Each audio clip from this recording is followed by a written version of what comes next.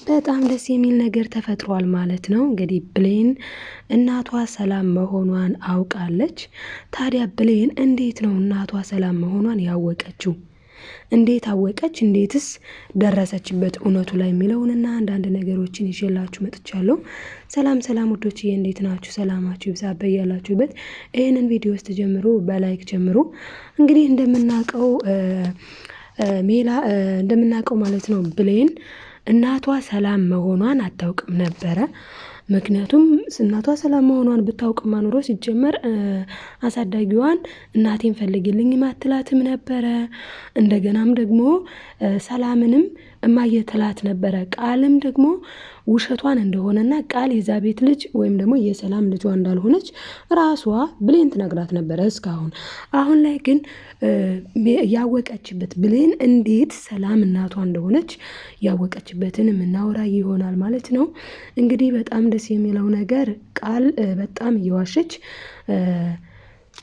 ሰላምም የቃልን ውሸት ደርሳበታለች በዳጊ በኩል ማለት ነው። ዳጊ እንግዲህ እንደሚታወቀው እናቱን አግኝቷል ከ18 ዓመት በኋላ። ታዲያ ዳጊ ሁሉንም ነገር በሂደት ከሳሚ ጋር ሆነው እየተከታተሉ ነበረ ማለት ነው።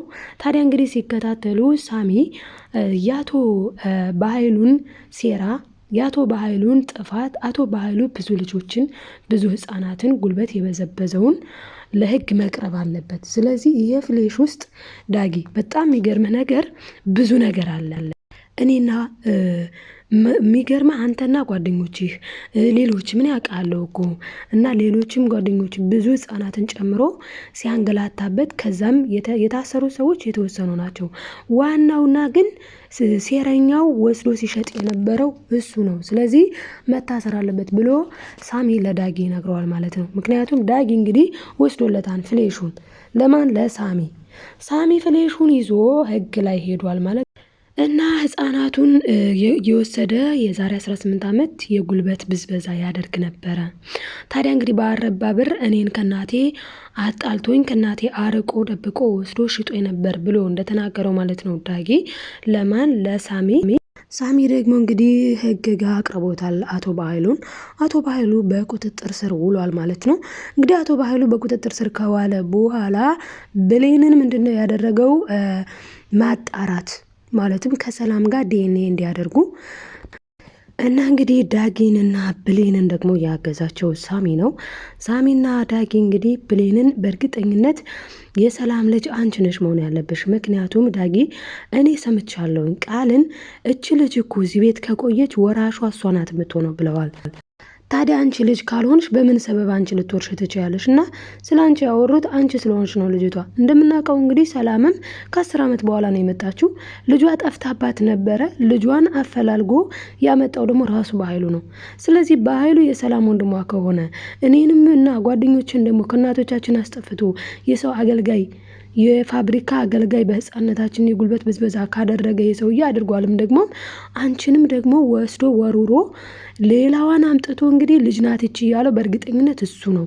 ቆይ አንቺ አታስታውሹም እንዴ አጎትሽን ብሏታል።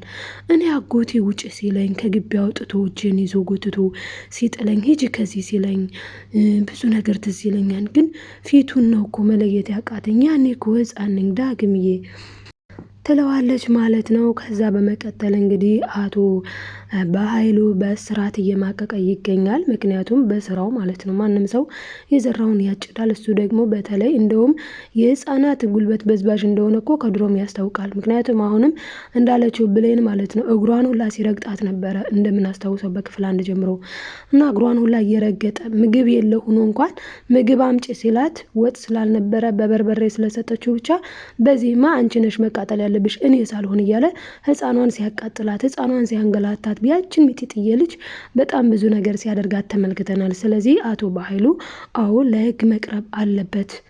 ሳሚ ያደረገው ነገር ትክክል ነው። ሳሚ እንግዲህ ዳጊን ከእናት ጋር እንዳገናኘ ከፈለግ 2 ነገር ታደርጋለህ ብሎታንኝ። የመጀመሪያውና ዋነኛው ምንድነው? ፍሌሹን ማምጣት ላይ ነበረ። ፍሌሹን አመጣ። ከዛ በኋላ ፍሌሹን ከሰጡ በኋላ ግን እኔን ታግዘኛለሁ ነው ያለው። እሱም ደግሞ በኃይሉን ለመበቀል ስለሆነ በደስታ አግዛለሁ፣ አንተ እኔን ታግዘኛለህ። ለምንድነው እሱ የሚፈልገው ማለት ነው ሳሚ የፈለገው አቶ በኃይሉን በህግ ቁጥጥር ውስጥ ለማዋል ነው። እንደገና ዳጊ ደግሞ የፈለገው የብሌን እናት ሰላም እንደሆነች እኔ እርግጠኛ ነኝ። በዚህ ምርመራ ላይ ደግሞ አንተም ታስፈልገኛለህ፣ ስለዚህ ሁለታችን መተጋገዝ አለብን ብለው አሁን ላይ ሳሚና ዳጊ ተባብረው የብሌንን እናት ሰላም መሆኗን በዲኤንኤ ለማረጋገጥ ቆርጠው ተነስተዋል ማለት ነው። ይህንን የሚያደርጉት ደግሞ ሰላም ሳታውቅ ነው። ምክንያቱም የሰላምንም ከጸጉሯ እንደገና የብሌንንም ከጸጉሯ ብሌን በፍቃዷ ለምን ሁሉንም ነገር ስለምታውቅ፣ ሰላም ግን ሳታውቅ ለምን ሰላም ካወቀች እንዴት ምናምን ብላ ሌላ ችግር ስለሚፈጠር ለምን ወንድሟን ይዋሻል ብላ ስለማታስብ ለምን ይዋሸኛልኝ እንዴ ገንዘብ እኮ የፈለግከውን እሰጥሃለሁ ብየዋል፣ በዛ ላይ ደግሞ ሰጥቼዋለሁኝ። ስለዚህ ልጄን አምጣልኝ ያልኩት ልጄን ነው ያመጣልኝ። እንዴት የሌላ ሰው ልጅ ሊያመጣልኝ ይችላል? በፍጹም ይሄማ አይሆንም እንዳትል ሰላም ፈርተው ማለት ነው ምንድነው ያደረጉት? ሁሉንም ነገር በሚስጥር ነው ያደረጉት። ታዲያ ዲኤንኤው ሲመጣ እውነትም ብሌን የሰላም ልጅ ሆና ተገኝታለች ማለት ነው። በጣም ነው ደስ የሚለው። እና ውዶችዬ እንደው እስኪ ሁላችሁም ደስ ያላችሁ ይህንን ቪዲዮ ላይክ ማድረግ አትርሱ ማለት ነው። ብሌን እንባዋ ታብሷል። ብሌን እናቷ አልሞተችም። አሳዳጊዋም ደግሞ ምንም በሷ የሚፈረድ ነገር የለም። ምክንያቱም በየተባለችው ነው ያለችው። እንግዲህ ይህንን ነገር ማለትም እንግዲህ ብሌንና እናቷ ሰላም ከተገናኙ ሳሚ ከባድ ነገር ይገጥመዋል። ለምን ከተባለ እንግዲህ ሳሚ በጣም ችግር ነው የሚገጥመው፣ በጣም ማለት ነው። በስራው ላይ በጣም ከፍተኛ ነገር ችግር ይገጥመዋል። ለምን ፍሌሹ ላይ ያለው ነገር ፍሌሹን እንደወረደ ከዳግም እንደተቀበለ ቀጥታ አይደለም ለእንትን ማለት ለህግ የሰጠው የሱ መረጃ ነበረ እዛ ውስጥ ይዞበት የሚያስፈራራው። ስለዚህ አሁን ላይ እዛ ፍሌሽ ላይ ህይወቱን ምስቅልቅል የሚያደርግ አንድ ትልቅ ከባድ ነገር ማለት ነው የሳሚ ጉዳይ አለ። እሱ ምን እንደሆነ የምነግራችሁ ይሆናል። ስለዚህ እሱ የራሱን ማጥፋት ያለበትን ፋይል ካጠፋ በኋላ ነው ለፖሊስ ወስዶ የሰጠው። ለምን? መታሰር ስላለበት ማለት ነው። አቶ በኃይሉ የህፃናትን ጉልበት መበዝበዝ አስፈላጊ አይደለም እውነት ለመናገር። ስለዚህ መያዙ በጣም ጥሩ ነገር ነው። እናንተስ ይሄ ፍርድ ጥሩ ነው አይደለ? እስኪ ምን ትላላችሁ ቤተሰቦቼ? እንግዲህ ቃልዬ ደግሞ በጣም ችግር ላይ ትገኛለች። ቃል ምን ሆና ነው? ምን ገጠማት ካልን የሚገርመው ነገር ልክ አቶ በኃይሉ ሲያዝ ቃል የምትወጣበት የምትገባበት ቅጡ ነበር የጠፋት። ምክንያቱም እሷን እዚህ ውስጥ ያስገባት ማን ነው? አቶ በኃይሉ ነው። ሌላኛው በእርግጥ ሳሚ እጁ ቢኖርበትም ሳሚ ግን ባለማወቅ ነው ማለት የብሌን እናት ሰላም መሆኗን በኋላ ላይ ነው የነገረው። ሂደህ አፍናት፣ ብሌን መሞት አለባት፣ ሰላም መታለች፣ ገንዘቧን መውረስ አለብን ብሎታል። ግን ስለ እህቱ ያውራል፣ ስለማን ያውራ? ሳሚ የሚያውቀው ጉዳይ አልነበረም። ከዛ መቀጠል እንግዲህ ሳሚ እሺ ብሎ ሄዶ መቼስ ብሌንን እንዳፈናት የተመለከትነው ጉዳይ ነው። በስተኋላ ላይ ግን ሂደህ የብሌንን አሳዳጊ አፍነህ ግደል ሲባል ግን እንዴ ቆይ እሷስ ደግሞ ምን አደረገች ብሏል። እዚህ ጋር ሳሚ ነብሰ ገዳይ አይደለም። ነገር ግን ይዞበት ቪዲዮ ይዞበት የሚያስፈራራው አቶ በኃይሉን ለመታዘዝ ምክንያቱም አይ ካለ ያ ፍሌሽ ውስጥ ያለው የሱ መረጃ እንዳይወጣበት እሺ ብሎ ፈርቶ ማለት ነው እያስፈራራው። በዛ ምክንያት እንግዲህ ታስሮ ቆይቷል ማለት ነው ሳሚ። አሁን ላይ ታዲያ ሳሚ የወሰነው ውሳኔ ጥሩ ነው። ታዲያ ቃል ደግሞ ጓደኛው ናት። የማን? የሳሚ። ነገር ግን ገንዘብ ትወዳለች። ምንም የሰው ነገር ምንም አይመስላትም። ዋናው ነገር ገንዘብ ታገኝ፣ እሷ ብቻ ሆዷ ይሙላ፣ ገንዘብ ታገኝ። ከዚያ ውጪ ሰላምን ልትገል እኮ ከአንዴም ሁለቴ ከሁለቴም ሶስቴ ብሌን ናት ሰላምን ያዳነቻት ማለት ነው በፈጣሪ እርዳታ። ስለዚህ እቺ ምስኪንዬ ሰላምዬ መከራዋን አረብ ሀገር ስትንከራተት፣ በዛ ላይ ደግሞ ታስራ በእስር ቤት ስትማቅቅ መከራ ስታይ አስቡ እንግዲህ ሰውነቷ ድክምክም ዛል ብላ ማለት ነው።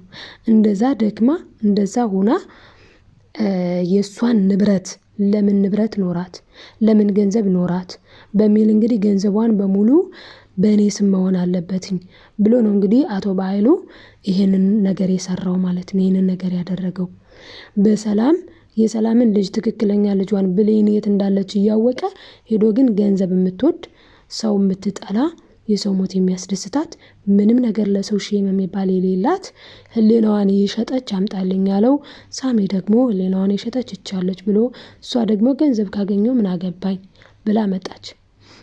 እንግዲህ ይህንን ከመጣች በኋላ አሁን ላይ ይጣላሉ። የሚገርማችሁ ነገር ሁላ የሁላ ችግር ባይፈጠር እንኳን ራሱ ሰላም ያኔ ሞታ ቢሆን እንኳን ራሱ እኮ በኃይሉና ቃል መጣላታቸው አይቀርም ነበረ። ምክንያቱም ቃል እንግዲህ ብሩን ማለት ነው ገንዘቧን የሰላምን ገንዘብ ሙሉ ለሙሉ በአንቺ ስም ከሆነ በኋላ 25% ለምሳሌ አንድ ሰው 25% ማለት 100,000 ብር ቢሆን 25,000 ብር ላንቺ 75,000 ብር ለኔ እንደማለት ነው። ስለዚህ የሰላምን ገንዘብ ሙሉ ለሙሉ የምወስደው እኔ ነኝ፣ አንቺ የምትወስጂው 25% ነው ብለዋታል።